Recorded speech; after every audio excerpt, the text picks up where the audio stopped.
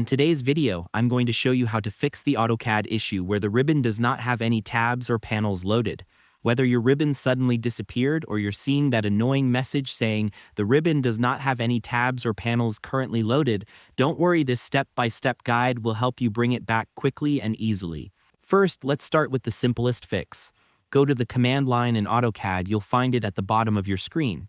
Type ribbon and press enter.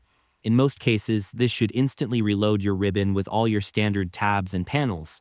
But if the problem persists and you're still staring at a blank ribbon, don't panic. There's another quick method that usually fixes it for good. Next, we're going to manually reload the customization file that controls the ribbon layout. In the command line, type QLoad and press enter. This will open up the Load and Load Customizations window. It's where AutoCAD manages all your interface settings, including ribbons, menus, and toolbars. Inside this window, click on the Browse button. You'll now need to find the main customization file that AutoCAD uses. Usually, it's named a CAD-QX. Select that file and then click Open. Once you've done that, hit the Load button in the same window. This step essentially reloads all of AutoCAD's default interface settings, including those missing ribbon tabs and panels. Within a few seconds, your ribbon should fully reappear, complete with all the tools and features you're used to seeing. To make sure everything's applied correctly, close the QLoad window and take a look at your workspace.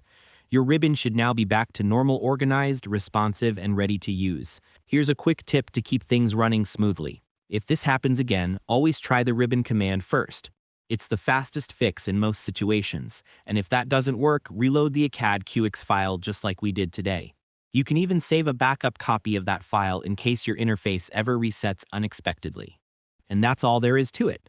By following these simple steps, you've successfully fixed the AutoCAD ribbon issue and restored your tabs and panels in no time. Thanks for watching, and I hope this tutorial helped you get back to designing without interruptions.